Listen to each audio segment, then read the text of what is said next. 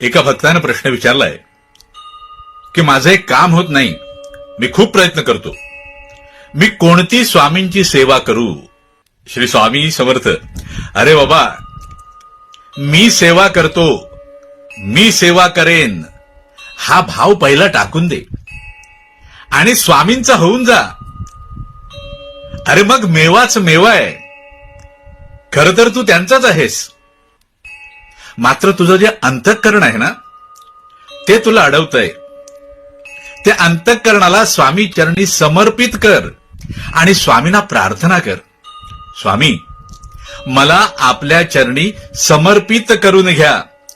स्वामींनी तुला त्यांच्या चरणी समर्पित करून घेतलं की मग तुझं कोणतंच काम अडणार नाही बघ. मात्र काम तू करणार नाहीस, तू केवळ निमित्त असणार, काम स्वामीच करता. एका भक्तानं प्रश्न विचारला